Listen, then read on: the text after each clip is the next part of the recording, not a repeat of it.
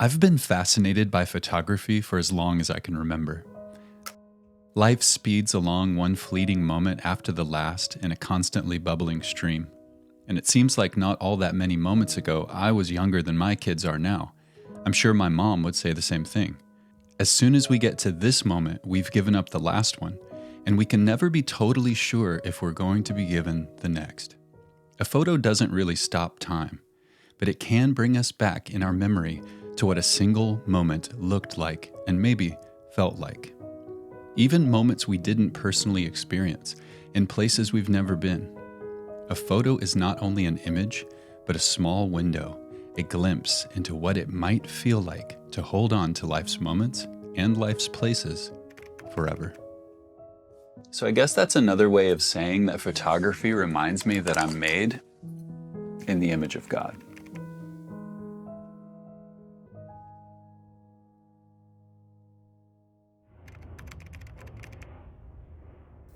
If we're going to understand what it means to be made in God's image, then we should probably start with the God in whose image we're made, which is trickier than you might think.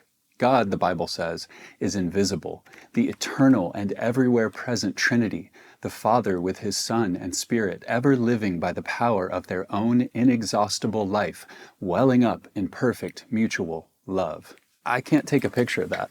In fact, the Bible explicitly tells us not to create our own divine images. When Moses was reminding the Israelites of God's promises and commands given at the foot of Mount Sinai, he urged them not to make images of God who is invisible. The Lord spoke to you out of the midst of the fire. You heard the sound of words, but saw no form. There was only a voice. We're forbidden from making images of God because any image we create will grossly and necessarily misrepresent our uncreated Creator. God cannot be contained or confined by our creativity. For more on that, there's a link in the description to a video I recently made about God's incomprehensibility and why it's actually good news. While God can't be controlled, that doesn't mean He isn't able to make Himself known in ways that we can grasp.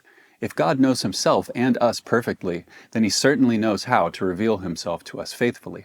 The heavens declare the glory of God, David sings in Psalm 19, of the creation's unspoken testimony to its Creator, and the Bible itself is proof of what Moses taught the Israelites at Sinai. While we cannot visibly see God, we have heard His voice. Our Creator made all things from nothing for His own good pleasure and purposes, and we can't presume to know all His reasons for doing so. But He has given us in the Bible one big answer to the big question of why we're here. God desires to make Himself known, to put His character on display for His glory and our good. To know the Father in the Son, Jesus says, is the definition of everlasting life. And God's goal is to fill the earth with the knowledge of His glory like the waters cover the sea. Or, as the Westminster Shorter Catechism famously puts it, man's chief end is to glorify God and to enjoy Him forever. God's prohibition against making images of Him doesn't mean there are no legitimate creaturely images of God designed to represent Him and to display what He's really like in the world. How do we know? Look in the mirror. These old cameras work by loading light-sensitive film into them, so that when you focus on something through the lens and expose the film to that real-life image, a representation of that image is permanently formed in the film. These cameras also have mirrors in them. The mirror isn't there so the camera can capture an image on the film. The mirror is there to reflect the image to me. I won't know what the camera is imaging unless it shows me what it sees. A camera both receives and reflects the light it has been given. Remind you of anything? Genesis 1 says that after God made everything else in all creation, last of all, as the pinnacle of His works, He made us. Then God said, "Let us make man in our image, after our likeness, and let them have dominion over the fish of the sea, and over the birds of the heavens, and over the livestock, and over all the earth, and over every creeping thing that creeps on the earth." So God created man in His own image. In the image of God He created him. Male and female He created them. The Bible teaches that human beings are uniquely created to image God. In body and soul, we represent and reflect His spiritual character, words, and works. Formed to be like God, we're meant to mirror God's reflection back to Him to bring Him glory, and we're meant to reflect His light onto our neighbors, blessing them as we fulfill our God-given callings in the world. The image is both an identity and a mandate. Reflecting and receiving God's light, imaging, is what we're made for. Don't you think when God's people heard Moses' words against image making, they immediately thought back to the disastrous episode of the golden calf earlier at the base of Mount Sinai, where they had not only failed to properly image God, but actively misrepresented Him by fashioning an idol to reflect Him, completely distorting God's true character in the process. I don't know about you, but I'm regularly surprised to find how poorly I image God. While I'm called to reflect His truth, I represent Him falsely, whether that means an outright lie or, much more likely, a misleading half-truth. And while I'm called to show His goodness, I easily withhold generosity, or I make grace seem conditional. While I'm exposed to the brightness of God's beauty every day, I find my representation of it back to Him far too dim. And displaying His image to others? Well, this fractured mirror too often distorts God's reflection in that way too. The truth is, we're all faded images and failed image bearers. While God makes His face shine, we, like Adam and Eve, run and hide. Faded images like us can't restore ourselves. Where would we start? Looking in a broken mirror, it's impossible to see anything clearly. We aren't able to picture the undistorted truth of God's reflection, undimmed by sin, shining brightly with the beauty of holiness. No, we creaturely images first need to behold our uncreated original. We can only be remade by the God in whose image we're made. And because we're broken, we need Him to do what we can't. We need Him to both shine His light and to reflect it back, not only in us, but for us. Isn't it amazing then that Hebrews 1 calls Jesus the radiance of the glory of God and the exact imprint of His nature? Jesus as the eternal Son and as the final Adam is the perfect image of God the Father, reflecting the truth of His character, words, and works with no loss of fidelity to the original, no variation in light between the image and the reality. In Jesus, the image brings together the reality and its reflection in perfect personal union. And for this uniquely glorious gospel mystery of the Incarnation, I will never attempt a camera metaphor.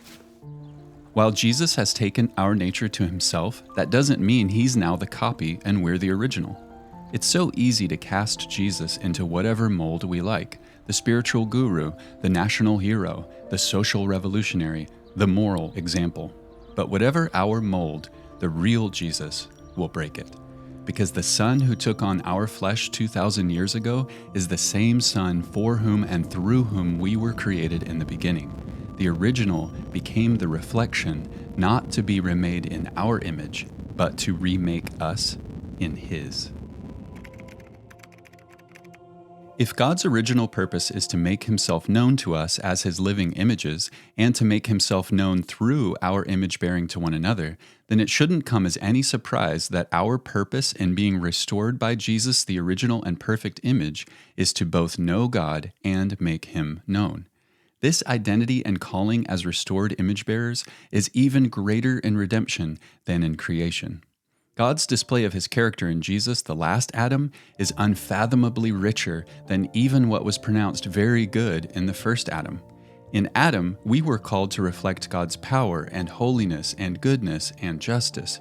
In Jesus, we're called to reflect all those perfections as well as the unexpected wonders of mercy and compassion and grace. That's the full spectrum of God's glorious character we're meant to receive and reflect. As Peter puts it, "You are a chosen race, a royal priesthood, a holy nation, a people for His own possession, that you may proclaim the excellencies of Him who called you out of darkness into His marvelous light." This is how Jesus makes faded images and broken image makers whole. He came to show us the full spectrum of what God is really like and to make us like Him. We're not just old cameras refurbished to previous working condition. We're being transformed into flawless image bearers, absorbing and reflecting the radiant glory of everlasting light. I should turn every minute into an age, Dostoevsky's character Prince Mishkin says after surviving a near-death experience. I should lose nothing. I should count every moment separately and waste none. We know deep down that we should make the most of our moments, that we should be really present in our places, that there are so many moments and places we've lost or will never have that we wish we could hold on to forever. Photography is one way we might try to satisfy this longing, but its satisfaction is as fleeting a moment as any other. Every near-death experience eventually loses the near. The only way to truly keep our moments is to hand them over to our undying God for safekeeping. The only way to keep our places is to find our center, our location, in Jesus Christ. Jesus promises that all who lose their lives for His sake, who entrust all our times and places to Him, will find them again. Not just find our times and places, in fact, but all of them. Because everything that belongs to Jesus belongs to us as His renewed image bearers. We find our identity and satisfaction in Him, the eternal image and the final reflection, the self-portrait of God.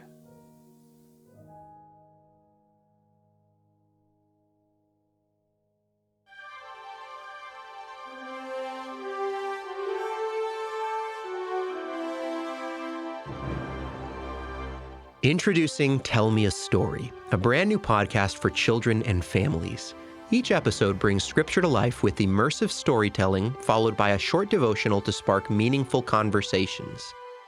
Let there be light.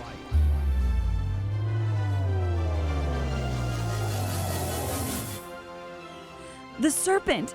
He tricked me! It is I, Joseph. I am the brother you sold to the traitors. In a world filled with distractions and declining biblical literacy, our children need stories that anchor them in truth. Tell Me a Story weaves the rich narratives of God's promises shown in His Word and the world, equipping parents for discipleship and helping families reflect on the greatest story ever told. Episode 1 is available now, wherever you listen to podcasts.